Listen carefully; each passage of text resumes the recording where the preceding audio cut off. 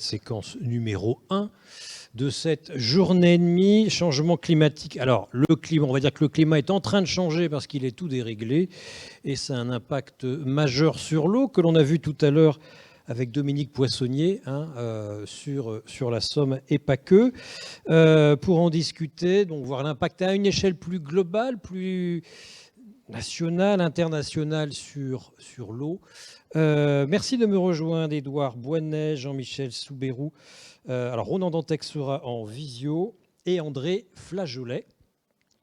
Édouard Boinet, vous êtes chef de projet du Réseau international des organismes de bassin, le RIOB. Jean-Michel Soubérou, vous êtes directeur adjoint scientifique à Météo France. Ronan Dantec, en espérant que vous soyez là, vous êtes président de la commission spécialisée du CNTE, le Conseil national de la transition écologique, qui est dédié à l'orientation de l'action de l'ONER, qui est l'Observatoire national pour les effets du changement climatique. Et vous êtes en plus vice-président de la commission de l'aménagement du territoire et du développement durable du Sénat. André Flageolet, je vous présente à nouveau, vous êtes président du comité de bassin Artois-Picardie. Voilà, j'ai tout le monde. Jean-Michel Soubérou, je suppose que vous ne déjugerez pas Dominique Poissonnier, qui ce matin nous a dressé un tableau inquiétant, sans plus. Voilà, les faits sont là, c'est à nous de nous adapter. La COP26 a fait peur à tout le monde. La COP26, pardon, le 6e rapport du GIEC, en tout cas le premier livre, a fait peur à tout le monde. Glasgow arrive, on vous écoute. Oui, écoutez, merci. Bonjour à tous. Donc, merci pour l'invitation. Alors donc oui, la situation, la crise climatique que l'on connaît, donc elle est sérieuse. Je crois qu'elle est bien documentée aussi. Oui. Et donc ce que a dit le 6e rapport du GIEC, c'est pas forcément des choses tout à fait inattendues. Ça, on précise des éléments, mais on est quand même dans une continuité du discours scientifique, il me semble. Et donc voilà. Et donc ça veut dire qu'aujourd'hui, on est pleinement, à mon avis aussi, dans l'action aussi autour de ces sujets. Donc les scientifiques continuent à éclairer les débats, c'est leur éclairer la connaissance, mais je crois que les choses se précisent nettement et que donc on est bien aujourd'hui dans le moment de l'action et pas uniquement le moment de la connaissance scientifique. Bonjour Ronan Dantec, vous nous entendez? Vous nous entendez, Ronan Dantec? Oui, très bien. Il faudra brancher votre micro tout à l'heure quand je vous passe. Je vous entends parfaitement. Merci. Donc, Monsieur Soubérou, le 6e rapport... Oui, est-ce que vous m'entendez? Oui, on vous entend très bien. Merci. Monsieur Soubérou, donc le 6e rapport n'a pas créé de nouveautés. Disons qu'il confirme ce qu'on suppose avant, ce qui était dit à l'occasion des 5 autres rapports, avec une marge d'erreur qui est de plus en plus réduite. Voilà. Tout à fait. Et donc sur le titre de la présentation, j'ai un point sur lequel je voulais insister, c'était le S. Voilà, c'est les futurs. Et je pense que parce que aujourd'hui on parle d'adaptation et donc effectivement cette adaptation elle est nécessaire parce que pour les 2 ou 3 prochaines décennies, finalement l'évolution climatique et les dérèglements climatiques ils sont lancés, donc ils vont continuer donc à se produire. Mais il y a aussi toute la question de l'atténuation. Et donc, il y a plusieurs futurs possibles. Et donc, voilà. Et donc, il faut à la fois que l'on agit pour l'adaptation, il faut aussi toujours penser atténuation. Et dans le thème de l'eau, il y a aussi des enjeux d'atténuation. Et voilà. Et donc, ne pas se retrouver en 2050. Excusez-moi, Catherine Grémier cherche la zapette, mais elle est ici. C'était une farce de M. Boinet. Voilà. Prenez-la, la zapette. D'accord. Et donc, on appuie où alors? Donc Parfait. Il y a plusieurs futurs possibles. Et, voilà, et donc c'est bien de penser à adaptation. Aujourd'hui on parle d'adaptation, mais il faut toujours avoir l'atténuation en tête. Parce que donc, voilà. Et donc les futurs après 2050, si on n'agissait pas sur l'atténuation, ils seraient vraiment là encore plus difficiles à gérer. Alors, donc oui, le 6e rapport du GIEC, donc au mois d'août, donc le groupe sur les bases physiques. Ils ont continué, ils ont produit, donc c'est un moment fort, puisque donc tous les 6-7 ans, la communauté scientifique qui produit un état des connaissances. Et donc c'est un état qui est très très riche. Donc, voilà. Mais il y a plusieurs niveaux de lecture. Ça commence au niveau de 2 pages. On peut avoir le résumé pour décideurs, c'est une 50aine de pages. Il va être prochainement en version en français, ce sera plus agréable pour le lire. Et puis tous des documents techniques et notamment la plus-value, peut-être les éléments nouveaux sur le rapport du GIEC, c'est qu'il y a des éléments régionaux et donc qui sont très intéressants sur l'Europe, sur la France et donc qui viennent donc faire l'état des connaissances sur nos régions, donc à partir de cette analyse bibliographique que fait le GIEC. Alors juste quelques points que je voulais mettre en avant. qui ne sont pas vraiment nouveaux, mais qui positionnent le débat. Donc la concentration de CO2 au niveau de la planète, elle atteint maintenant 410 parties par million. Elle a augmenté de 50% depuis l'ère pré-industrielle, et c'est quelque chose qui est inédit depuis plusieurs centaines de milliers d'années sur la planète. Le réchauffement climatique, il atteint 1,1 degré au niveau planétaire, hein, mais en fait, la planète, c'est 75% d'océan, et donc sur les continents, c'est 1,6 degré. Et là aussi, et ce qui est aussi totalement maintenant démontré, c'est que c'est totalement imputable aux activités humaines. Et donc là aussi, dans le 6e rapport du GIEC, on trouve beaucoup d'éléments là-dessus. Donc cette situation climatique, elle génère de nombreux impacts qui sont mesurables sur la planète. Donc la hausse du niveau des mers, donc 23 cm donc, depuis 1900, avec un rythme qui s'accélère depuis au cours des 2 ou 3 dernières décennies, une multiplication d'événements extrêmes. Et l'actualité de ce dernier été nous l'a montré, donc des vagues de chaleur, des précipitations extrêmes, des sécheresses, des feux de forêt épouvantables, donc tout ce qu'on a pu voir au cours de l'été. Et ce que nous dit aussi ce 6e rapport du GIEC, c'est que cette hausse des températures va se poursuivre donc, au moins jusqu'au milieu du XXIe siècle, avec tous les scénarios, et que pour ne pas dépasser le seuil de 2 degrés, eh bien, il faut dès à présent engager des mesures très fortes, parce que le temps nous est compté.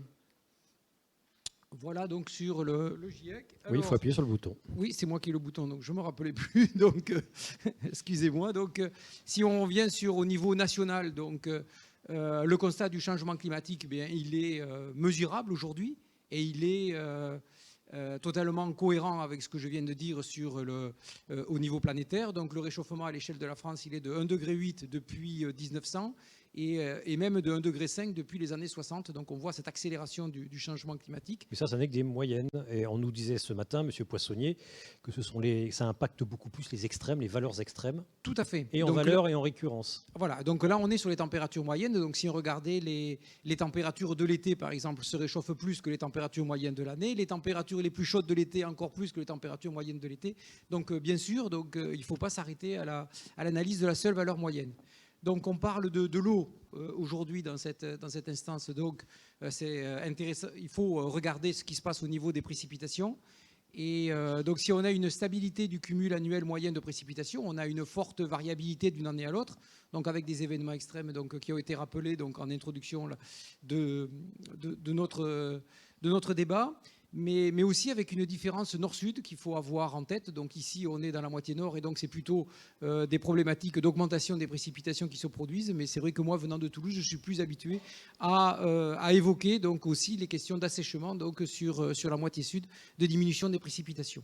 Alors ça, c'est en termes de précipitations, et puis de nombreux impacts mesurables sur le cycle de l'eau, donc une hausse de l'évapotranspiration, et ça concerne tous les territoires, de l'ordre de 3% par décennie. Ça fait déjà, donc, au cours des 6 dernières décennies, donc on approche de 20% d'augmentation de l'ETP en France.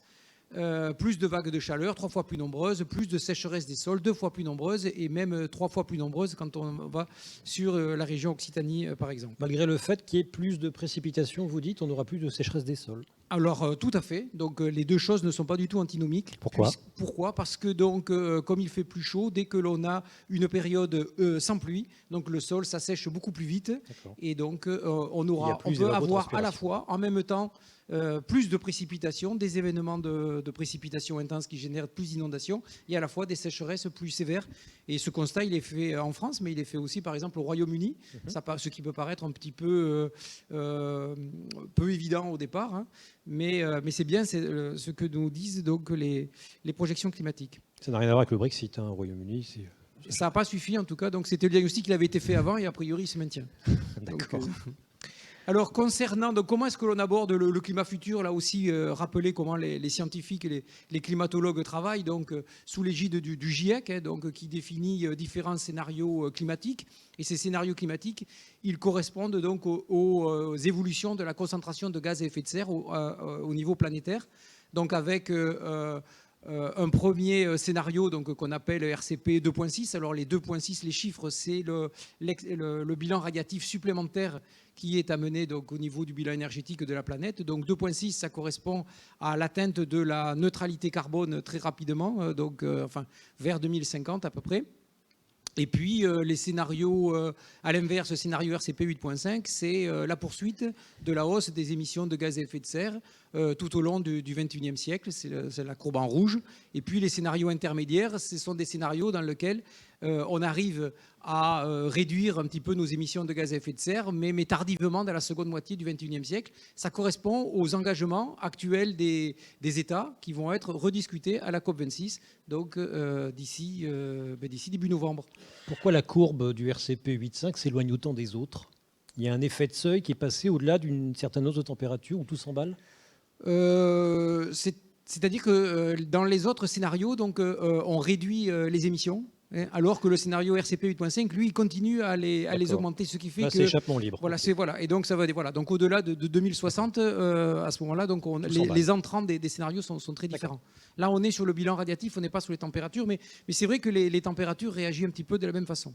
Alors par rapport à cette évolution-là, donc la communauté climatologique française sélectionne les simulations climatiques qui sont les plus représentatives pour la France. Et il y a un nouveau jeu qui a été produit l'an dernier qui s'appelle DRIAS 2020 et qui est avec des résolutions affinées sur le territoire, donc de l'ordre de 8 km, et qui met à disposition un ensemble de variables, d'indicateurs, également de diagnostic, puisqu'il y a eu un rapport d'accompagnement de DRIAS 2020 qui a été produit en début d'année. Et donc tous ces éléments qui sont des données à mobiliser pour les exercices d'adaptation et l'évaluation de ces mesures.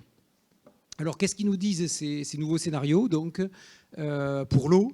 Donc une hausse des températures. Alors donc ça, c'est pas surprenant, mais ce qui est intéressant dans ces données-là, c'est justement qu'elles sont disponibles pour des exercices d'évaluation. Elles précisent les valeurs que l'on va attendre. Elle précise également des incertitudes, on a des fourchettes. Et puis, on précise aussi également des aspects saisonniers qui sont importants quand on est sur des exercices d'adaptation, notamment dans le domaine de l'eau, parce que le fait que les températures soient plus chaudes en été que le reste de l'année, eh bien, ça a des conséquences, notamment en termes d'évapotranspiration. Et puis, ça donne le contraste éventuellement régional que l'on peut avoir sur le territoire. On n'a pas trop de contraste, c'est tout rouge là. Alors, c'est tout rouge. Donc ça donne quand même la tendance générale, ça veut dire que c'est chaud. Voilà. C'est chaud Donc partout. ça déjà le premier signal. Mais ensuite, donc, si on regarde un petit peu, alors peut-être ça vient du vidéo, mais c'est encore plus rouge dans les régions qui sont plus chaudes aujourd'hui de la moitié sud. Notamment sur la vallée de l'Arve par rapport à Amiens. Alors la vallée de l'Arve, tout à fait, parce que donc, les montagnes, c'est aussi des territoires qui se réchauffent plus vite que les autres, parce que donc il y a des effets... Voilà. Et donc donc des neiges qui fondent plus vite et donc des territoires qui se réchauffent. Mais c'est déjà le cas. Et les choses donc s'accentuent. Ça veut dire qu'il y a aussi donc une particularité de ces territoires de montagne, notamment donc par rapport à la problématique de l'eau. Alors donc si on parle des précipitations, donc on n'a pas vraiment de signal cohérent d'évolution des précipitations aujourd'hui dans les projections climatiques dont on dispose, mais il y a quand même une certaine incertitude. Donc ça va entre plus ou moins 15% à peu près. Donc ça veut dire que quand on veut s'adapter et si on veut être résilient finalement à des scénarios qui peuvent être un peu plus sévères, donc il y a quand même des scénarios climatiques qui nous disent que l'on pourrait avoir moins de précipitations dans de nombreuses régions en France. Et puis, on a un contraste saisonnier qui est important de prendre en compte avec une augmentation des précipitations l'hiver, notamment sur les régions au nord de la France et au nord de l'Europe. Et puis, une diminution des précipitations en été, et là aussi, plus marquée sur les régions méditerranéennes. Et la France étant une zone de transition climatique qui va se maintenir au cours du XXIe siècle. On n'a que des tendances lourdes, finalement. On n'a pas de tendance précise, je veux dire, sur les précipitations. Donc, on a des tendances aujourd'hui, mais ce que l'on observe aujourd'hui en termes de constat, c'est déjà un petit peu ça. C'est-à-dire qu'on a des... Alors, si on regroupe toutes nos séries à l'échelle de la France, c'est stable. Mais si on regarde dans le détail, en fait, on a une hausse majoritaire sur la moitié nord de la France et une baisse majoritaire sur la moitié sud. Et c'est tout ce que l'on peut dire, ou on peut affiner sur une maille plus étroite à l'échelle d'un fleuve, d'un bassin versant? Donc, on peut le décliner à l'échelle d'un bassin versant, mais... avec des bassins versants qui peuvent avoir des comportements assez singuliers. On peut penser à la Loire, par exemple, qui a donc sa tête de bassin dans une zone qui a tendance à s'assécher et son exutoire dans une zone qui récupérerait plus de précipitations. Et donc on a par exemple des problématiques de stockage de l'eau pour le soutien d'étiage qui aujourd'hui se situe dans la Loire, dans une zone où on devrait avoir moins d'eau à l'avenir. Donc il y a des véritables difficultés, des questions qui peuvent à se projeter. Voilà, et juste pour également donc, un élément nouveau donc, qui vient compléter donc, ces simulations climatiques, ce sont les projections hydrologiques qui sont indispensables pour avoir l'évolution des composantes de la ressource en eau et notamment l'évolution des débits. Et donc c'est dans le cadre d'un projet national qui a démarré cet été qui s'appelle Explore 2 et les premières simulations sont aujourd'hui disponibles. Ce sont celles qui ont été élaborées donc, par Météo France qui s'appellent SIM2 et elles sont en ligne sur le portail DRIAS. Voilà. Et donc les premiers éléments sont en cours d'analyse sur ces données. Et donc à l'horizon 2050, donc, on a globalement une baisse de la ressource en eau donc, qui apparaît, notamment en termes de sécheresse des sols en été et en automne de 10 à 25 jours. Donc c'est cette carte. Donc je suis désolé, elle va encore être en rouge. Mais c'est la couleur pour dire que les choses s'aggravent un petit peu. On va du rose pâle au rouge. Voilà, on va du rose pâle. On est en 2050, donc si je vous avais mis le fin de siècle, parce que tout à l'heure c'était le fin de siècle. Donc là, effectivement, vous auriez vu du rouge très, très fort, donc, notamment dans un scénario de poursuite de nos émissions. C'est pour ça que j'ai mis possiblement beaucoup plus forte au-delà. Et puis, donc, en termes de débit, là aussi, les premières analyses de débit. Donc des débits annuels qui sont majoritairement en baisse donc, dans ce scénario-là, donc à l'horizon milieu de siècle. Une baisse qui est plus forte sur la moitié sud, au sud de la Loire. Donc ça veut dire que c'est quand même plus que la moitié sud. Une hausse des débits d'hiver et une baisse des débits d'étiage. Alors des débits d'étiage, donc c'est vrai que qui sont particulièrement inquiétants sur la Garonne notamment.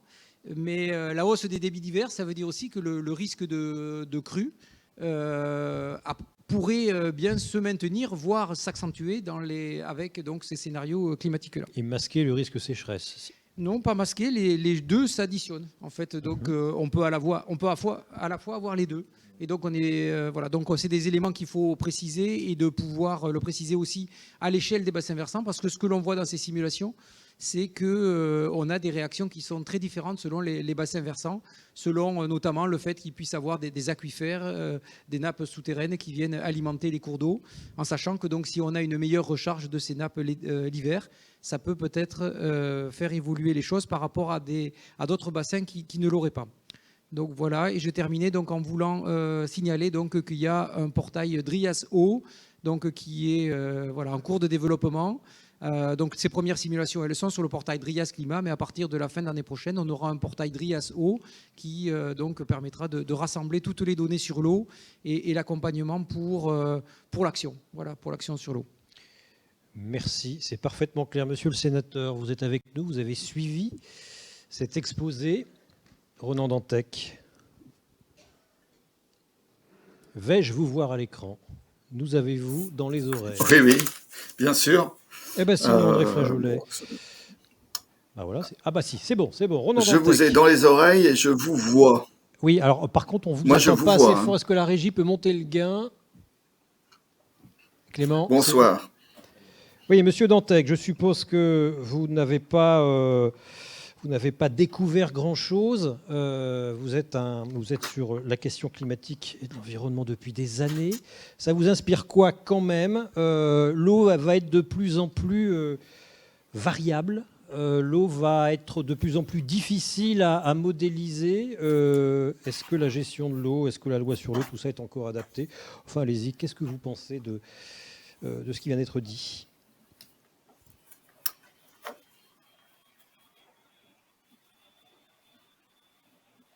Oui. Bon. Oui, il y a peut-être un fuseau horaire. Voilà, la question est extrêmement large. Je vais essayer de ne pas être trop long. Il me semble quand même qu'effectivement, on va vers une variabilité beaucoup plus forte. Ça, c'est une évidence. Qu'à partir de là, peut-être le premier point, c'est...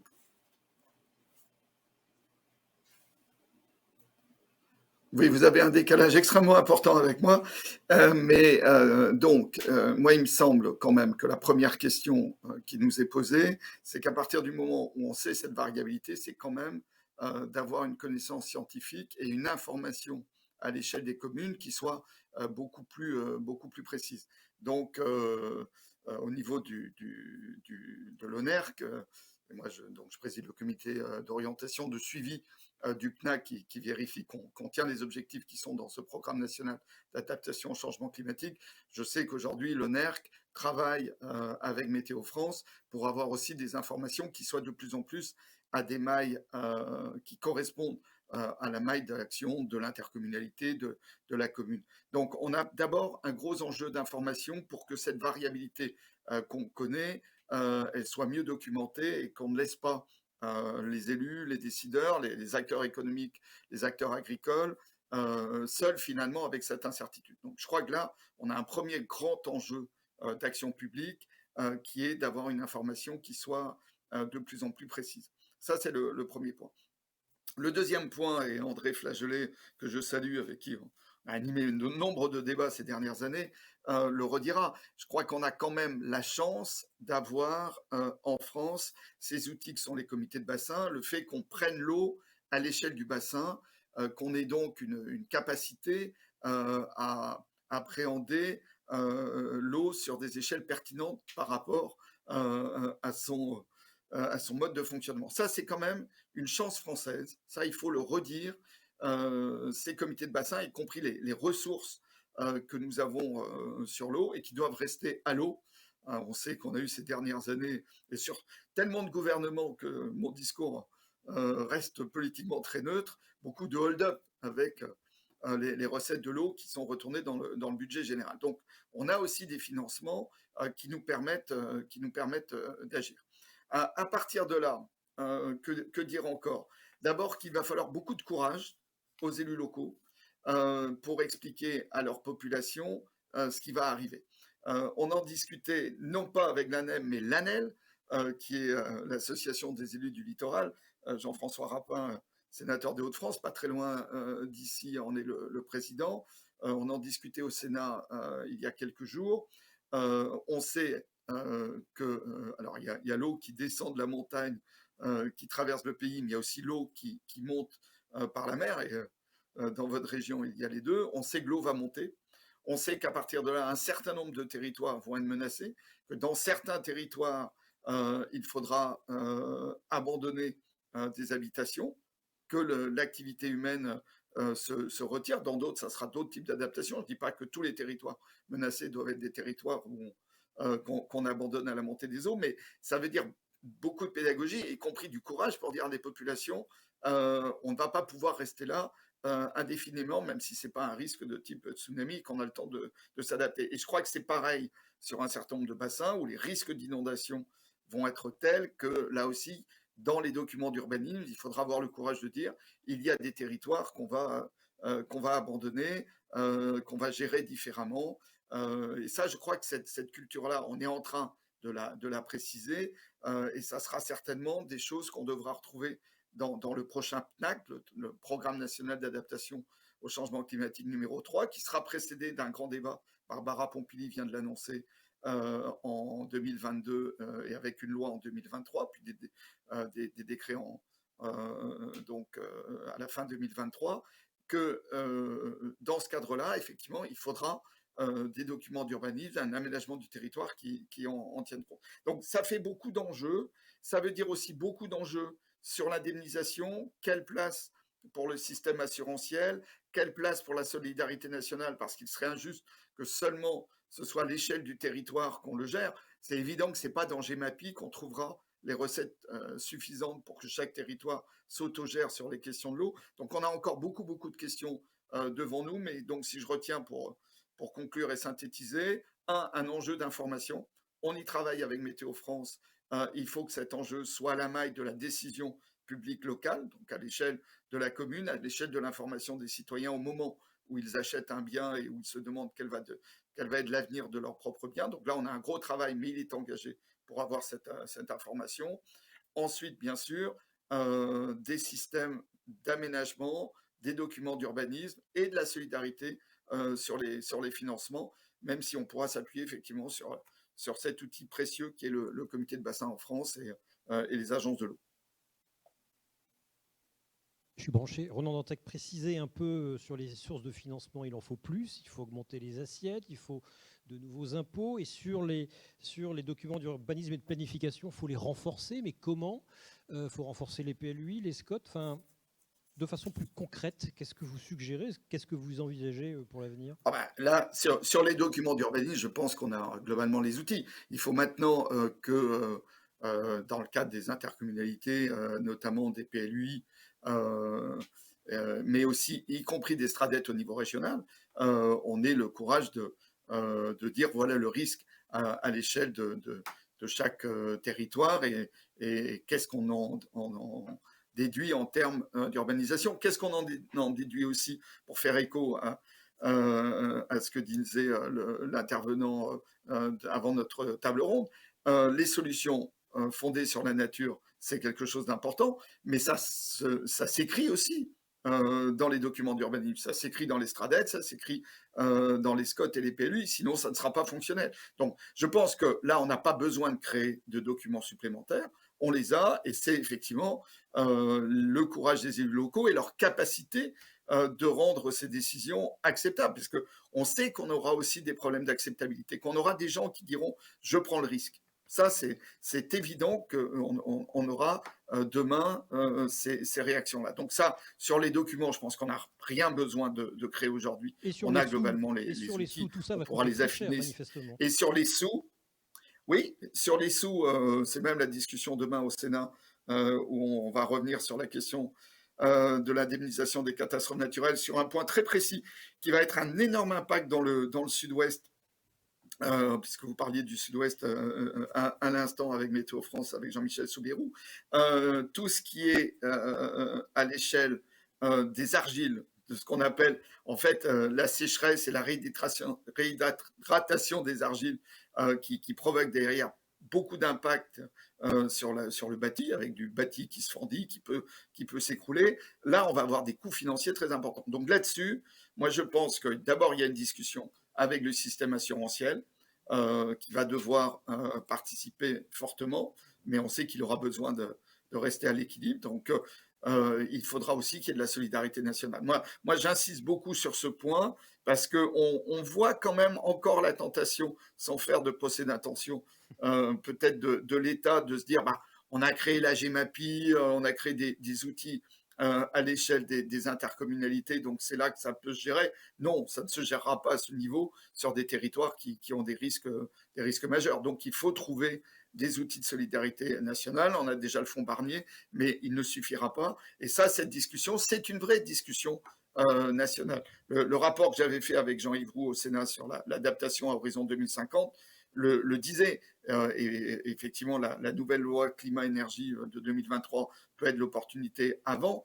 Il faut un grand débat national sur ces questions de solidarité et d'indemnisation parce qu'on n'est plus à l'échelle par rapport à un dérèglement climatique dont on sait qu'il est là et qu'il va s'aggraver, même si on fera tous les efforts et qu'il faut continuer de les faire pour stabiliser le climat. Et donc l'atténuation reste aussi à l'agenda, bien évidemment. André Flageolet, la question de l'adaptation passe par une modification des financements, passe par... Enfin voilà, oui, tout ça va coûter fort cher. Ronan Dantec évoquait le problème des argiles, c'est aussi un problème ici. Les assurances qui ne trouvent jamais rien à redire quand on achète en zone inondable ou sur une zone à rétractation d'argile, financent derrière des travaux et en même temps disent que voilà, tout ça coûte de plus en plus cher, donc sollicitent les réassureurs qui derrière sollicitent l'État. Tout ça ne tiendra plus à un moment ou à un autre. Certains même disent qu'il faut arrêter de prendre des arrêtés de catastrophes naturelles parce que ça déresponsabilise tout le monde. Oui.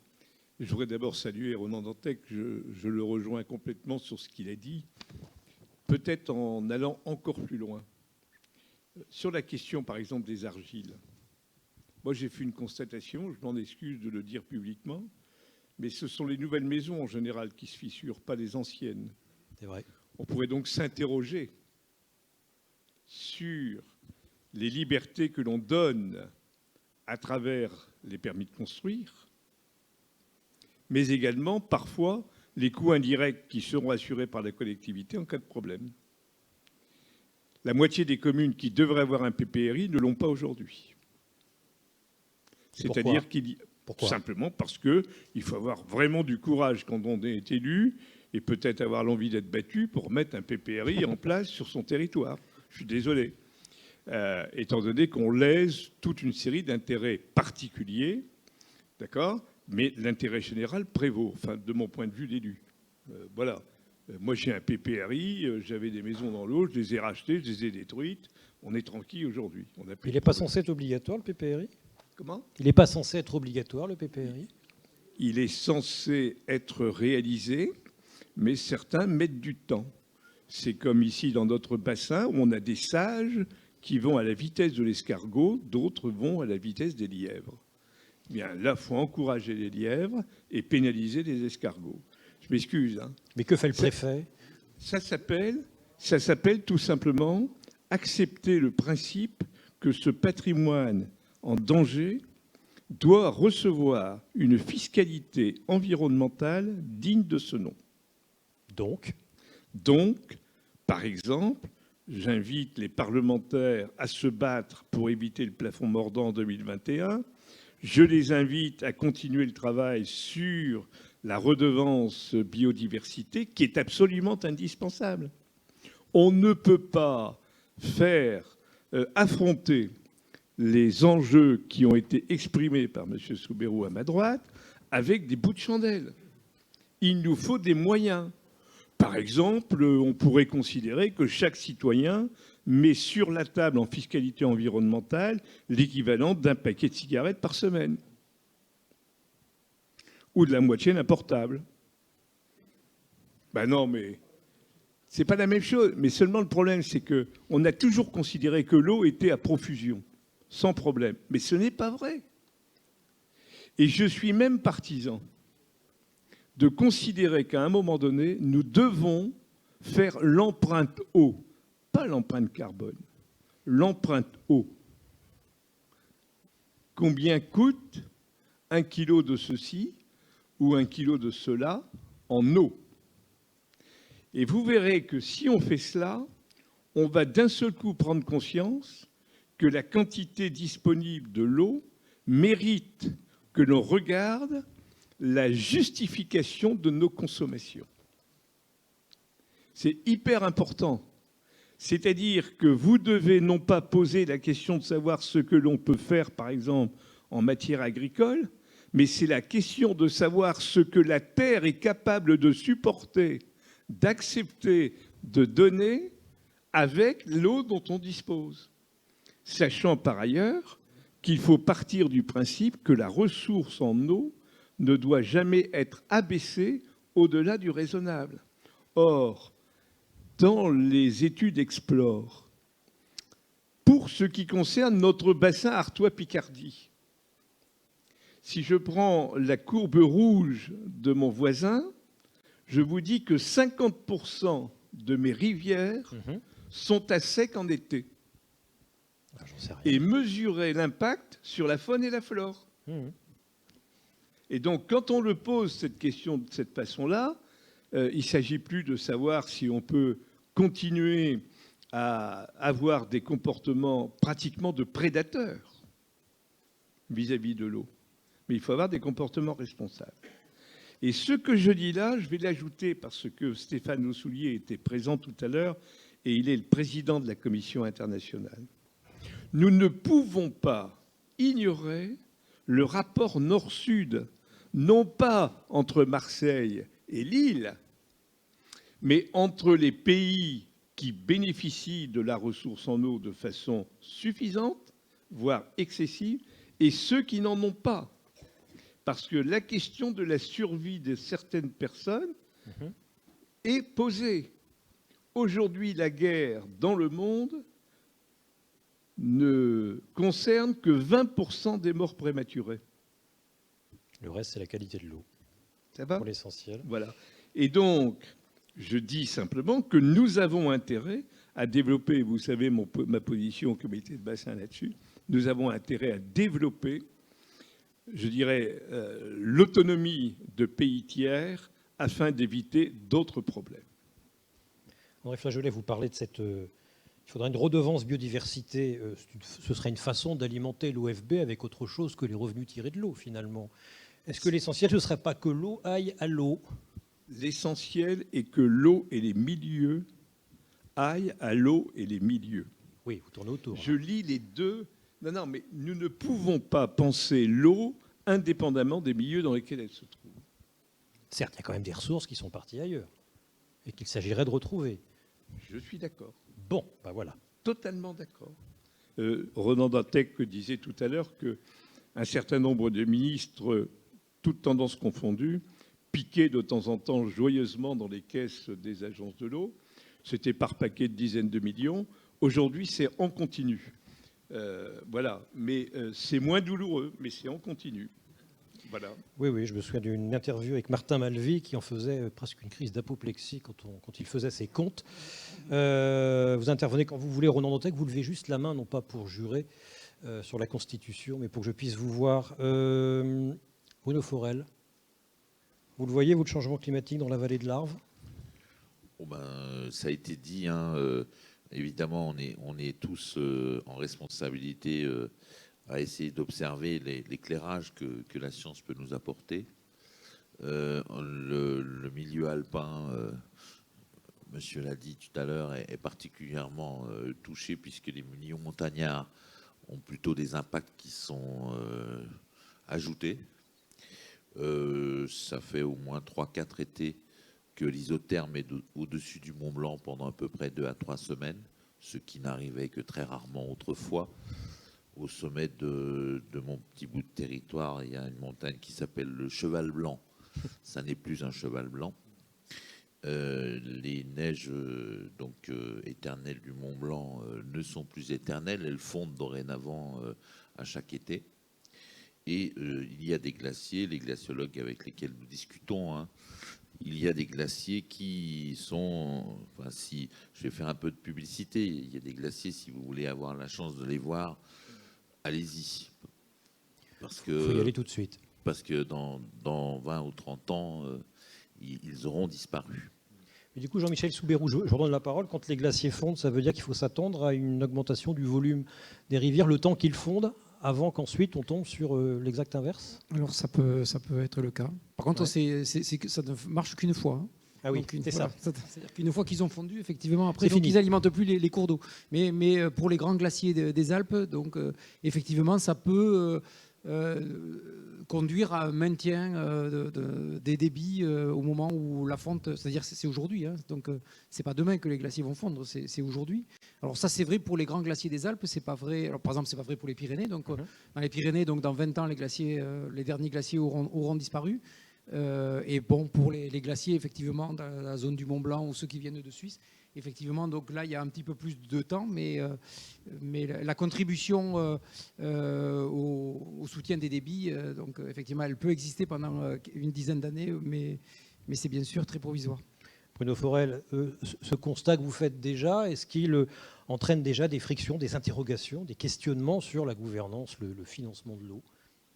Est-ce que vous voyez déjà des frictions à venir?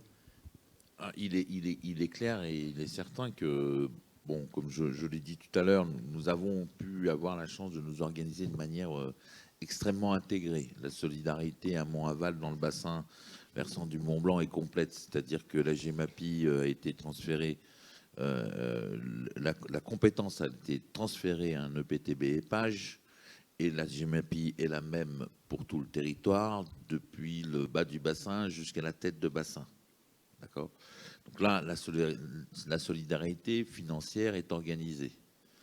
Les stations de montagne ont accepté de prendre en charge la cotisation financière donc de la GEMAPI sur la base de la population DGF, c'est-à-dire sur la base de la population touristique.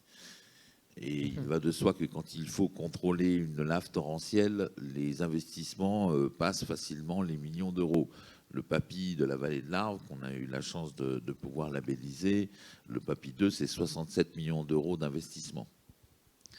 Donc on a de gros ouvrages à mener, c'est 92 km de digues, enfin, ce sont des ouvrages lourds.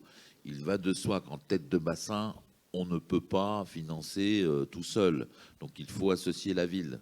La ville a dit d'accord, moi je veux bien financer au même titre que les autres, Mais comme on a une population résidentielle permanente, il faut que les têtes de bassin participent de manière plus élevée. C'est pour ça que cet équilibre a été créé entre la population touristique et la population régulière. Et puis les territoires intermédiaires comme le mien, qui n'ont aucun risque d'inondation, parce que s'il y a de l'eau chez moi, alors il y a des baleines qui passent au-dessus de Genève.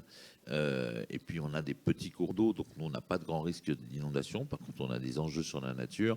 On a dit, si on veut aller voir un glacier et qu'on passe à côté, ça pourrait bien nous tomber dessus aussi. Donc on a pu régler le problème de cette manière-là. C'est un bonheur, je vous assure.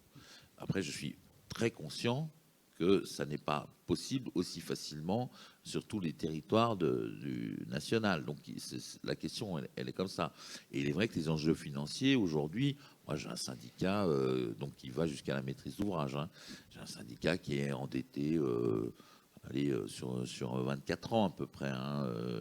Alors il y a une tolérance parce que ce qu'on fait a une durée de vie de plus de 24 ans et on le fait. Mais il est vrai que la question du financement s'impose. Et j'ai envie de dire, il y a une autre question du financement qui me tracasse. C'est que, je viens de le dire, dans notre territoire, pour des tas de raisons, ça a été possible. La solidarité, la prise en compte de tout un territoire autour d'un problème et la sortie de cette vision comptable, analytique. J'ai donné 2 €, combien est revenu sur mon territoire ? Il faut qu'on dépasse cette approche-là. Il faut qu'on aille au-delà.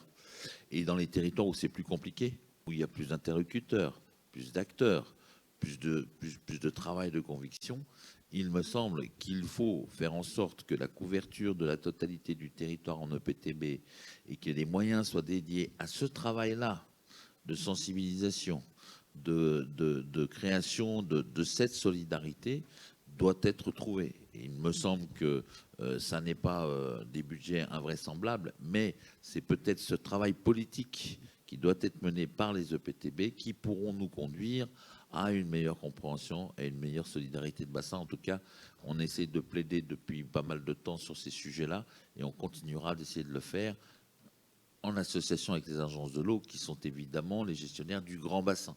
Et avec les Suisses, comment vous travaillez ? Il y a l'équivalent des EPTB en Suisse ? Le système suisse, vous savez, la politique suisse, c'est très différent. D'abord, c'est un pays fédéral, ça change beaucoup de choses. Et puis alors, on parlait tout à l'heure de l'empêchement à agir. Il faut savoir que les Suisses ont un numerus clausus quant à la quantité de textes réglementaires. Donc, quand ils ajoutent un texte, ils en enlèvent un. C'est bien ça. Ah oui, ce sont des gens qui sont d'un pragmatisme redoutable, je vous assure. Et par exemple, la grande différence, typiquement, on a passé quand même pas loin de 2 ans à discuter sur les EBF dans mon bassin versant, pour pouvoir les inscrire dans les documents d'urbanisme. Ça aussi, ce sont des choses importantes. Hein. Il y a plein de choses à dire sur ce sujet-là. Nous, on a mis 2 ans de discussion. En Suisse, le BF, on ne se pose pas beaucoup de questions. On prend une distance du centre du cours d'eau à la berge, il me semble que ça doit être 70 mètres, et c'est la berge, 70 mètres de chaque côté des berges, et le BF, c'est ça. Il n'y a pas de discussion, c'est cantonal, c'est fédéral, ça ne bouge pas. Mais bon, c'est un système politique qui est très différent du nôtre, donc c'est un peu compliqué. Il n'y a pas plus de discussion sur l'usage du foncier qui est gelé dans le canton de Genève. Voilà. Mais du coup, ce qui crée une urbanisation du côté français. Oui, voilà. Enfin, c'est sûr qu'ils ont une manière de gérer les choses qui est de qualité pour eux, mais ça aussi, c'est peut-être une de leurs caractéristiques. Ne dites pas trop fort, mais ce sont des gens qui gèrent leur petit pays de belle manière et qui se soucient assez peu des conséquences que ça peut avoir sur l'ensemble. C'est comme ça, mais c'est vrai que ça date du 19e siècle, ces jeux. Hein, la question de conserver autour de leurs zones urbaines des zones d'alimentation agricole préservées pour garantir c'est un peu la peur du petit pays, hein, C'est ça. pour garantir une Production indépendance agricole alimentaire. au cas où, effectivement. Monsieur Boinet, le RIOB, 60% de la population mondiale vit dans des bassins transfrontaliers. Vous vous en occupez en particulier. Vous êtes chef de projet du réseau international des organismes de bassin. Ça aussi, voilà, on gère, là, on discute à l'échelle de nos bassins, voire à une échelle encore plus petite, mais il faut aussi penser à une échelle internationale pour éviter ce qui reste encore un fantasme et une absence de réalité dans l'histoire, pour éviter les conflits liées à l'eau. Jusqu'à présent, les choses se passent bien, se sont toujours bien passées, à part une ou deux fois dans l'histoire sur 5000 ans. On ne s'est jamais foutu sur la gueule à propos de l'eau. Est-ce que ça pourrait advenir demain? Mais pour l'instant, le système fonctionne international. On peut se faire la guerre pour n'importe quoi, mais sur l'eau, pour l'instant, non. Ça tient encore. Ça tient encore. Mais effectivement, merci déjà de l'invitation. Ça tient encore et historiquement, on a la démonstration que la gestion de l'eau est plutôt un facteur de coopération qu'autre chose. Mais les tensions, et notamment celles des changements climatiques, font que la question pourrait se poser autrement à l'avenir. Des études de la NASA sur la sécheresse en Syrie en 2010 ont avancé comme facteur à la guerre civile syrienne et à ce qu'on a connu par la suite, notamment l'émergence de Daesh, l'exode rural dû à la sécheresse. Donc il ne faut pas négliger ce point-là. Ce n'est pas le facteur, mais c'est un facteur parmi d'autres. Comme dans le Darfour aussi, c'est un facteur qui était mis en avant. C'est effectivement aussi un facteur qui a pu être mis en avant. Et on considère, pour le réseau international des organismes de bassin, que c'est par la promotion de la gestion intégrée des ressources en eau qu'on peut permettre de limiter ces tensions. Parce que les changements climatiques font une première victime, c'est l'eau. L'ensemble des pressions, des impacts que l'on ressent, que nos sociétés ressentent, on les ressent à travers l'eau. Par les sécheresses et les inondations, ça a été dit, par les précipitations, les régimes de précipitation qui deviennent erratiques. Et c'est un véritable problème qui touche évidemment l'ensemble du monde, mais avec des zones plus ou moins vulnérables. Ici, l'Amérique latine, l'Afrique, l'Asie du Sud-Est sont présentées comme étant particulièrement touchées par ces différents impacts. On a évoqué à l'instant la fonte des glaciers, et là, l'Europe est évidemment concernée. En termes de fréquence et d'intensité, ça veut dire que pour l'instant, on observe un rythme 4 fois plus élevé en fréquence et en intensité des inondations. Donc évidemment, ça interroge, surtout que derrière, il y a des dommages et des pertes en vie humaine. Ici, on se retient en particulier l'Inde, la Chine, mais la France, on voit qu'on est également concerné, et les États-Unis également. Donc c'est ce qui en fait un sujet majeur, y compris pour la sécurité alimentaire. Là, vous avez l'impact des dégâts que l'on peut observer sur la sécurité hydrique et qui cascadent sur la sécurité alimentaire, ça vient d'être évoqué. L'Europe est aussi concernée. On suppose que les rendements de cultures non irriguées pourraient diminuer de 50% d'ici à 2050 en Europe, encore une fois. Et la France, on l'a vu à travers les différents cas qui nous ont été présentés, mais on attend d'ici à 2050 une baisse des débits jusqu'à 30% dans certains bassins. C'est évidemment très préoccupant et il faut s'occuper d'éviter la maladaptation. Donc ça, c'est votre solution, hein. Recycler les palettes pour surélever les maisons. La maladaptation, c'est un véritable mal qu'il faut combattre, et on peut le faire à travers la gestion intégrée des ressources en eau. Mais il nous faut pour ça une approche un peu opérationnelle. Et on a la chance, ça a été dit plusieurs fois aujourd'hui, d'avoir en France un modèle vraiment robuste qui a notamment... et c'est le cinquième principe que vous voyez ici, mais des financements. C'est un système que le monde nous envie. Il y a l'agir intégré à l'échelle des bassins, ça existe partout, notamment depuis la consécration des objectifs du développement durable qui font de l'agir un objectif, mais c'est un tigre de papier quand on n'a pas des systèmes comme ceux que l'on a en France. Les autres principes qui sont ici, c'est évidemment à l'échelle des bassins, informés par des systèmes de suivi et des systèmes d'alerte, c'est encore plus important, des plans à longue durée, avec des programmes d'investissement qui y sont associés, avec pour objectif de ne pas avoir une étude ionite avec beaucoup de rapports sur des étagères, mais effectivement des mesures... Une étude ionite, vous dites-vous. Une étude ionite, où les mesures ne sont pas réellement mises en œuvre. Et enfin aussi une gestion participative qui vaut tant pour des raisons de gouvernance que d'efficacité. Je peux vous dire qu'on a testé ce genre d'outils et de méthodes de gestion participative en Chine, et ça n'a pas été accepté parce que démocratie de l'eau, mais parce que ça permet d'avoir un diagnostic plus précis de la ressource, une appropriation des mesures et une réelle application derrière. Ça suppose quand même d'adapter l'ensemble de ces principes au changement climatique. Alors ça peut passer par du renforcement des capacités, la formation des professionnels, mais aussi, encore une fois, par des informations. Ça a été martelé depuis le début et je rejoins ce point-là.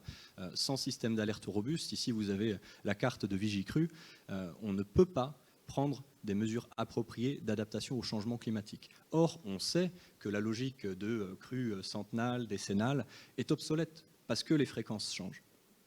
Donc il faut être capable de le mesurer et de le suivre dans le temps. La planification, au niveau adaptation, ça veut dire des études d'impact, des études de vulnérabilité, et puis aussi 2 axes majeurs.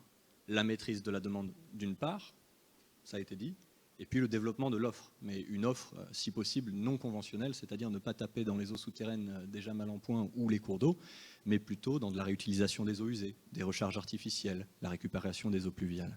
Et puis, bien sûr, cette logique de comité de bassin, je ne reviendrai pas dessus parce qu'on l'a déjà évoqué, mais c'est important, le financement également. Ah, les sous. Les sous. Alors, je l'ai passé un peu vite parce que je pense qu'on en a beaucoup parlé, mais c'est vrai que cette idée d'avoir un principe préleveur-payeur qui nous permet quand même de maintenir aussi la demande en eau relativement sous contrôle, c'est très important. Mais je voulais tout de suite parler des actions. On a parlé de solutions fondées sur la nature. On a maintenant un cadre normalisé au niveau européen pour des solutions aquatiques fondées sur la nature. Ce sont les mesures naturelles de rétention des eaux. C'est un cadre qui a été développé par la Commission européenne, pardon, je vois que je retourne en arrière, et qui imite les processus donc, naturels, écosystémiques, pour disposer, retenir l'eau en quantité et en qualité suffisante pour pallier à ce problème de trop d'eau ou pas assez d'eau dans le temps. Alors on a 4 secteurs qui sont concernés, 53 mesures. On retrouve l'urbain, l'agricole, la forêt et puis la logique de continuité également hydromorphologique des cours d'eau. Alors pourquoi c'est important ? Parce que ces 53 mesures, prises isolément, elles ne valent rien ou pas grand-chose. Mais quand on fait effectivement une planification, et Dieu sait que ce mot a repris un peu d'attention politique depuis la crise du Covid, quand on fait une planification et à l'échelle des bassins, comme on dit, les petits cours d'eau font les grandes rivières et on arrive vraiment à avoir un impact qui est comparable à des infrastructures classiques, mais sans forcément les externalités négatives. Mais ça peut donner l'idée que ces seules solutions fondées sur la nature suffiraient demain. Alors non. Bon, voilà. Nous, on est d'avis qu'il faut évidemment concilier les 2 approches. Seulement, c'est vrai qu'on a eu tendance à dénigrer jusqu'à récemment ces solutions vertes pour une raison simple, un biais un peu cognitif dans notre apprentissage qui est de vouloir le meilleur dans un domaine. Tout le monde connaît Usain Bolt et personne ne connaît cet homme-là, Ashton Eaton, qui est juste un multi-athlète. Et il y aurait quand même intérêt à comparer le mérite d'une mesure d'adaptation, pas en s'intéressant à un seul critère, mais à une multiplicité de critères. Il y a Kevin Mayer en France, non, le décathlonien. Effectivement, nous on a la chance d'avoir des figures de proue. Mais tout ça ma pour fille a dire... sa photo dans sa chambre. J'aurais dû la changer, effectivement. Mais tout ça pour dire qu'on peut aussi d'ailleurs, et c'est pour ça qu'on n'exclut pas les infrastructures dites vertes, avoir une conciliation des 2 types de mesures à l'échelle d'un bassin, parce que les infrastructures vertes sont elles-mêmes multi-usages, mais il faut juste se poser la question du où c'est le plus pertinent dans un bassin. Et c'est pour ça qu'on rapproche toujours cette idée-là à l'échelle du bassin. Alors, quelques exemples européens. En fait, la Confédération hydrographique de l'Ebre a mis en place cette logique de mesures fondées sur la nature de rétention des eaux en intégrant l'ensemble des législations que vous voyez ici, donc les plans de gestion, les zones habitat et les plans de prévention des inondations. Et vous avez des exemples concrets de réouverture de bras secondaires, d'effacement de digues qui redonnent de l'eau au cours d'eau pour éviter de se retrouver justement avec des dommages ou alors des pertes en vie humaines. Ce sont pour le coup des mesures assez efficaces dont on voit bien qu'elles permettent de limiter les dégâts, encore une fois si elles sont planifiées à l'échelle du bassin. Et puis on observe que c'est une logique qui est poursuivie également à l'échelle transfrontalière avec des cadres logiques qui ressemblent un peu à ce qu'on a vu tout à l'heure, les 3 P de prévenir la crise, protéger de la crise, préparer la gestion de crise. On n'a pas que les infrastructures vertes ou grises qui nous protègent, mais aussi ce type de mesures. Ici, vous avez la Commission pour la protection du bassin du Rhin qui a travaillé à la restauration des plaines alluviales et qui le fait également pour les bras morts, avec pour objectif à chaque fois de limiter l'impact des crues, décréter les crues. Et puis la classification de l'intensité des étiages, c'est un travail qu'ils ont réalisé en commun avec la Moselle et la Sarre, ainsi qu'avec la Meuse, où l'objectif c'est d'associer avec des niveaux d'étiage des plans d'action qui permettent de limiter les pressions sur la ressource tout en répondant aux usages. Pour le coup de coopération internationale. Là. Oui, tout à fait. On a des exemples de plans d'adaptation au changement climatique à l'échelle transfrontalière, comme celui qui a été développé par le Danube, mais il faut toujours le rappeler, la responsabilité finale, c'est celle des États pour la mise en œuvre. La plupart des organismes de bassin transfrontaliers européens, et il y a quelques exceptions en dehors de l'Europe, mais sont des organismes de coordination. Donc quand on parle d'accès à la finance climat, par exemple, s'il y a des questions là-dessus, c'est souvent par l'État que ça passe. Donc en conclusion, oui, l'eau est la première victime du changement climatique, mais on a les outils. La connaissance est un élément déterminant et on peut jouer sur les mesures fondées sur la nature, mais il faut le faire en conciliation avec les autres mesures existantes. Et puis en solidarité, en conciliation avec les autres pays, dès lors qu'on a un bassin transfrontalier. Vous me donniez des exemples. Une petite note là-dessus. Mauritanie, Sénégal, Guinée, Mali se sont entendus. Par contre, l'Éthiopie, le Soudan et l'Égypte ne sont pas très d'accord sur l'usage que l'Éthiopie veut faire de ces eaux. Pas du tout, et c'est vrai que c'est une des situations que l'on peut qualifier de poudrière, parce qu'on se retrouve dans une configuration où l'État le plus puissant militairement, économiquement, qui est l'Égypte dans le cas du Nil, est aussi le plus vulnérable d'un point de vue hydrologique. 96% des ressources en eau du peuple égyptien dépendent du Nil. Donc l'idée d'avoir un robinet sous la forme du barrage de Renaissance en Éthiopie qui serait éventuellement fermé en cas de problème ou de sécheresse, pour les États d'amont, est évidemment un problème pour l'Égypte. Et la coopération, alors elle se met en place. Il y a une initiative du bassin du Nil, il y a un accord de 2010, mais le point de friction est vraiment entre Égypte, Soudan, Éthiopie, qui prennent effectivement exemple sur le Sénégal, parce que c'est un cas assez unique. En fait, ils ont investi en commun pour des infrastructures qu'ils ont réellement en copropriété, de barrages qui leur servent à la fois pour limiter la montée du biseau salé, on a évoqué le fait que ça pouvait être un problème avec les changements climatiques, et puis pour avoir des bénéfices qui dépendent d'ailleurs du niveau d'investissement des États et du bénéfice qu'ils en retirent spécifiquement. Par exemple, l'intérêt du Mali, en tant qu'État enclavé, c'est d'avoir un accès à la mer, donc ils ont beaucoup misé sur la navigation, quand d'autres ont pu miser sur l'hydroélectricité ou l'irrigation. Donc il y a effectivement des solutions. Alors on ne peut pas transposer la copropriété d'un grand barrage un peu partout dans le monde, mais ça donne en tout cas à réfléchir au fait qu'une souveraineté mise en commun nous ramène plus qu'une souveraineté que l'on continue à exercer unilatéralement. Mais est-ce que ça vous éclaire, vous, sur la situation en France que vous voyez à l'étranger? Est-ce qu'il y a des exemples à prendre? Alors, oui, notamment sur le Rhône, en fait. Il se trouve qu'il y a actuellement un accord de coopération en cours de négociation entre la France et la Suisse. Je dois souligner qu'on n'a malheureusement nous-mêmes pas été exemplaires dans les 10 dernières années, mais que cet accord-là est actuellement rédigé sur la base des recommandations, des guides pratiques de rédaction des accords de coopération, parce que ça existe, produits par nos collègues de Genève, la Commission économique pour l'Europe des Nations Unies, qui en fait assure le secrétariat de la Convention sur la coopération transfrontalière. Y a-t-il des questions, mesdames, messieurs? Ronan Dantec, je vous passerai la parole ensuite. Oui, monsieur Markovitch.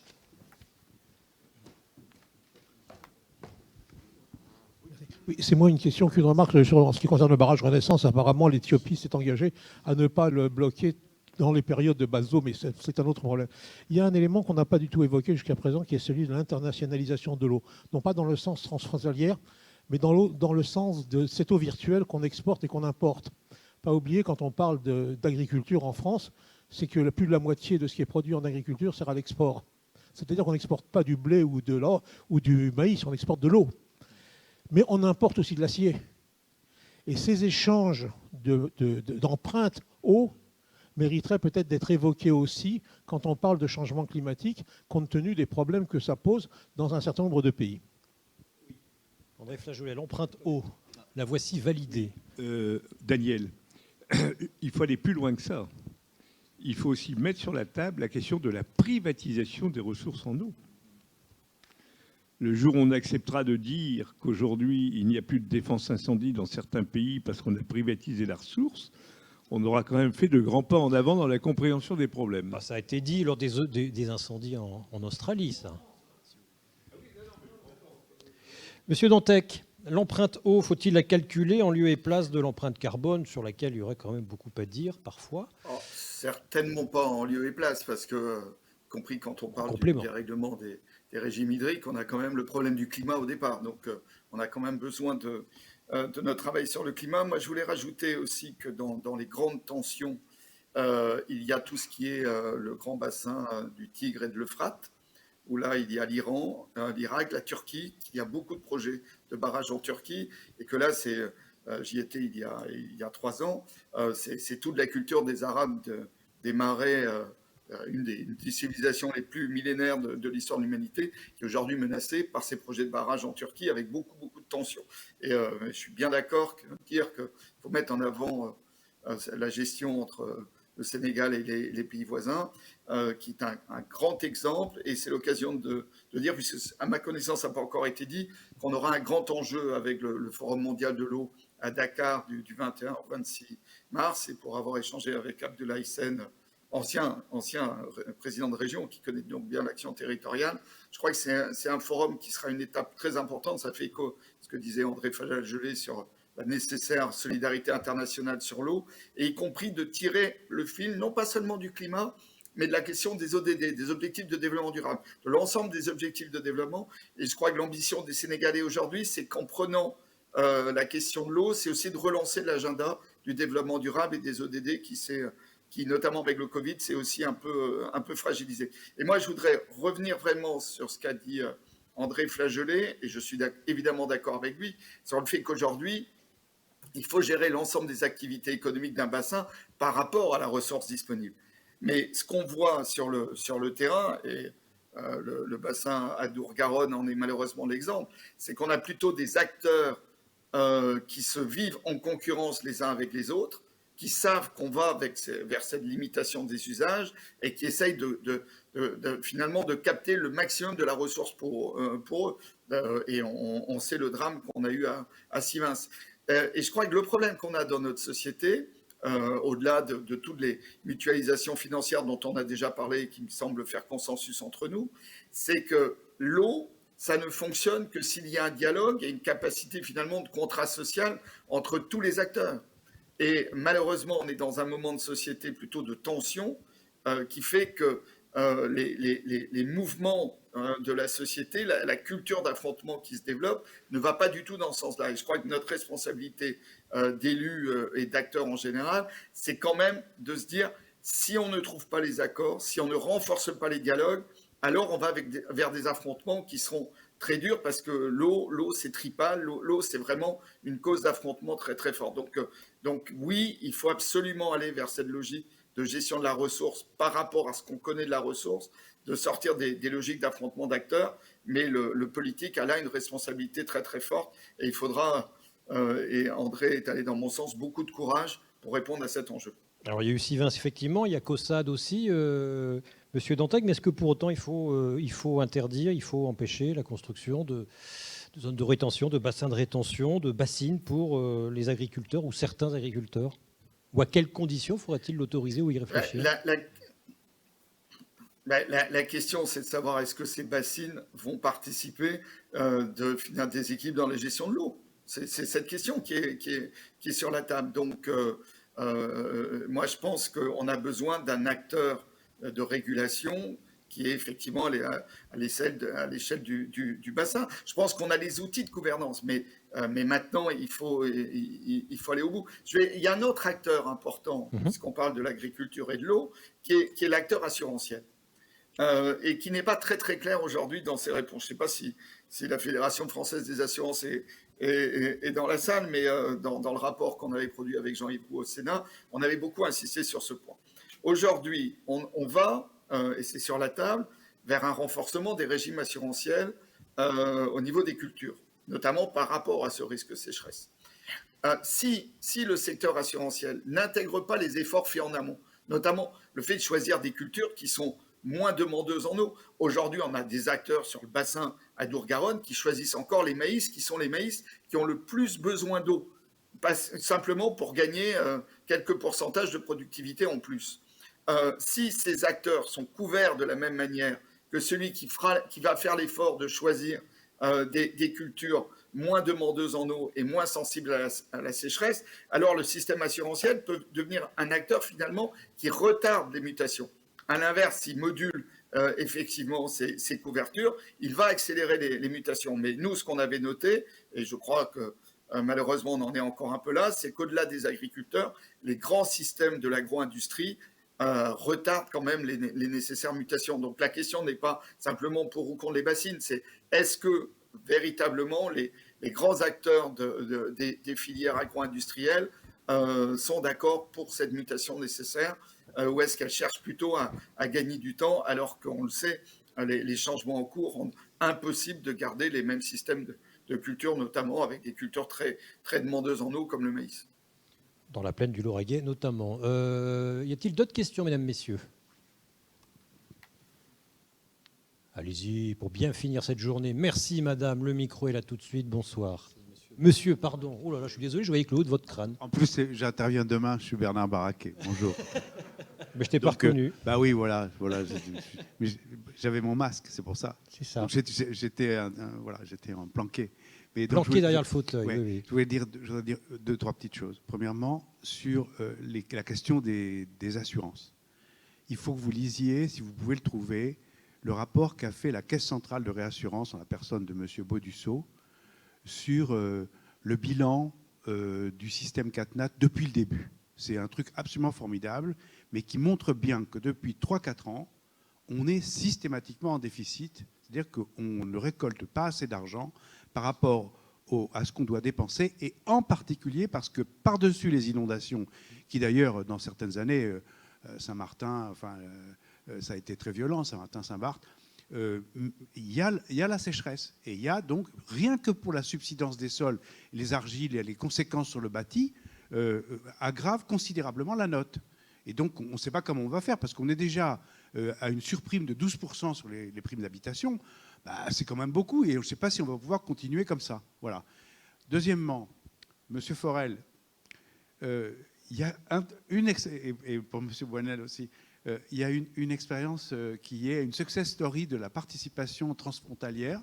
C'est précisément ce qui se passe entre l'aval de l'Arve et le canton de Genève, oui, pour la gestion en commun de la nappe d'eau, où les deux pays prennent de l'eau pour Genève et pour, je pense que c'est Annemasse ou je ne sais pas. C'est assez connu comme gestion judicieuse d'une eau souterraine entre deux pays qui, par ailleurs, je suis tout à fait d'accord avec vous, c'est un peu autour du Léman, je t'aime, moi non plus. Hein. Mais par contre, je vous signale quand même qu'il y a 2 ou 3 ans, on a été obligé de financer entre l'Agence de l'eau et le canton de Genève et le fédéral suisse une recherche pour savoir ce qu'on allait faire, parce que la coopération de la CIPEL, qui autrefois était limitée au lac Léman, ne peut plus se contenter de ça. Avec le changement climatique, il faut intégrer dans la coopération l'amont du Léman, c'est-à-dire la partie du Rhône qui est jusqu'au glacier d'origine, et l'aval jusqu'à Lyon. Et notamment parce que si les Suisses coupent le robinet pour maintenir le niveau du lac Léman, eh ben nous, on ne peut plus refroidir la centrale nucléaire. Voilà, du budget. Et c'est ce qui est arrivé il y a quelques années. Et c'est pour ça qu'on a fait cette recherche, qui a été conduite d'ailleurs par une collègue qui est française, mais qui travaille à l'Université de Genève. Pour vous donner la référence, si vous voulez. C'est bien intéressant, tout ça. Alors, bien sûr, j'ai une question. Quand même, Bernard, je me disais aussi, vas-y. Non, mais une question, parce qu'une petite question, c'est... Enfin, à propos des problèmes de financement. Hein. Oui, pardon. Ah oui, il faut que je passe, oui. Et des EPTB, puisque vous l'avez évoqué, je trouvais ce que vous avez dit très, très important, hein, M. Forel. J'ai fait une enquête sur 19 EPTB, donc on voit bien que vous êtes quand même parmi ceux où ça marche bien. Mais il y a quand même pas mal d'EPTB où les EPCI à fiscalité propre sont très réticents à transférer, parfois même pas à déléguer, je ne dis pas de transférer la compétence, déléguer la compétence pour un temps court à leur EPTB. Donc la question qui va être posée maintenant aux députés, aux sénateurs, est-ce qu'on ne peut pas imaginer, et là on est en plein dans la discussion de ce congrès, hein, une évolution de la loi qui peut-être pas rendrait systématiquement obligatoire, mais renforcerait la possibilité pour les EPTB de créer, d'imposer un peu cette solidarité entre les EPCI de son territoire. Hein. J'ai entendu certains EPTB vraiment être très frustrés par la possibilité, par le fait que certains de les EPCI ne voulaient pas jouer le jeu. Merci. Bruno Forel, ce sera le mot de la fin. Alors, oui, je participe à la commission transfrontalière de l'eau avec Genève, et notamment, bon, on ne peut pas développer tous les sujets qui nous occupent, mais une des premières choses qu'on a fait sur l'Arve, ça a été d'assainir ses qualités d'eau, parce que la vallée de l'Arve a une caractéristique, elle est industrielle, et il se trouve que la nappe du Genevois n'est pas suffisante pour alimenter Genève, et donc une partie des eaux de l'Arve était réinjectée dans la nappe et était repompée pour distribuer l'eau potable, et donc on a pu assainir, et alors qu'elle était arrêtée facilement 2 à 3 fois par mois pour trop de métaux lourds, aujourd'hui il est rarissime qu'elle soit arrêtée, mais on a des problèmes de perchlorate, enfin bon, bref, tout ça est un petit peu compliqué. Une certaine usine d'armement qui du côté de Passy, fabriquait des explosifs et qui a été démantelé à la fin de la guerre. Sur la question de la nécessaire solidarité, alors honnêtement, je pense qu'il faut avancer sur ces sujets avec une certaine prudence. Pourquoi ? Parce qu'on l'a dit, on a un système intégré qui marche bien. On a toute une déclinaison des bassins, des grands bassins, des bassins plus petits, peut-être des sous-bassins, avec des EPTB, avec des épages et avec des EPCI. Et il est vrai que c'est une nouvelle culture, que cette solidarité autour de la question de l'eau grand cycle, et on entend qu'au Sénat, même la solidarité petit cycle pose encore problème. Alors là-dessus, on peut être extrêmement clair. Le maillage des réseaux, plusieurs communes autour d'une ressource, la gestion à des échelles plus grandes, c'est une évidence. Répond notamment, par exemple, au problème de la surexploitation d'une ressource, très clairement. Nous, on fait ça, on a dépassé l'échelle de l'EPCI, on fait ça sur des syndicats qui regroupent plusieurs EPCI. Donc, comme ça, au moins, on sait un peu où on va. Donc, il faut convaincre nos collègues. Il y a de la politique à faire. Cette solidarité, elle doit s'organiser dans le volontarisme. Moi, ce que j'appelle plutôt en termes de solutions, c'est de s'assurer que les EPTB soient les porteurs de cette nécessité de construction politique, d'assurer aux EPTB les moyens, avec certitude, de faire ce travail de conviction. Un sage, je sais que les sages ne sont pas nécessairement très très bien vus partout sur le territoire, en tout cas c'est ce qu'on me rapporte. Pour nous, le sage a été l'occasion de débattre, a été l'occasion de comprendre, a été l'occasion aussi d'affiner la connaissance. Aujourd'hui, dans la vallée de l'Arve, on a déterminé quelles étaient les nappes stratégiques. On n'a pas été jusqu'à dire, on n'a pas encore discuté le partage de l'eau, mais il faudra qu'on y vienne. Il faut que nos concitoyens, comme les élus, comprennent que ce qui est devant nous, c'est repérer quelle est la ressource et s'organiser autour du partage. Et je peux me permettre une petite chose sur le prix de l'eau. Ça ne vous aurait pas échappé. Évian, c'est à côté. Hein. Est-ce que quelqu'un veut bien calculer le prix du mètre cube d'eau d'Évian?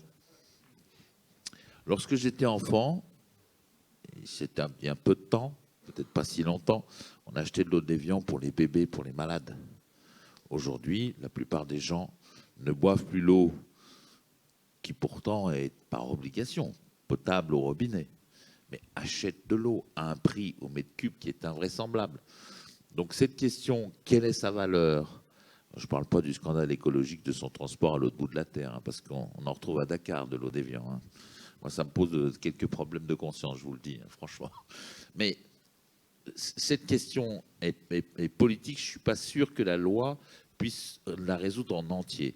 Il faut réellement que, en revanche, nous nous dotions d'un outil fort pour mener cette politique et engager nos élus locaux et nos concitoyens à organiser cette solidarité. Et moi, je pense, ça ne vous étonnera pas, je pense que les EPTB sont le bon outil pour le faire.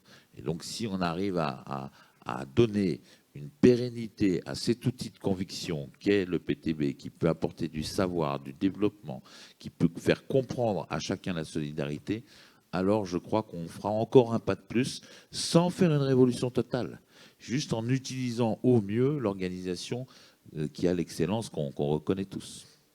Et on termine à 19h15 pile. Merci. Après, c'est vrai que pourquoi l'État et les agences de l'eau ne font pas la pub de l'eau potable, de l'eau du robinet?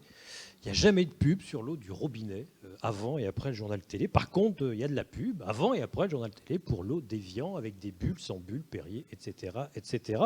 Voilà une piste de communication. Merci Ronan Dantec. Merci messieurs, mesdames, messieurs, merci. Oui, voilà, merci. Demain, nous démarrons à 9h, accueil des participants à 8h15. Bernard Baraquet sera là 2 fois pour parler de l'eau en tant que bien commun et des financements innovants. Voilà, oui. Et Patrick Legnaud, qui interviendra d'ailleurs en premier sur la gestion de l'eau en commun à 9h. Mesdames, Messieurs, merci à tous. Bonne soirée.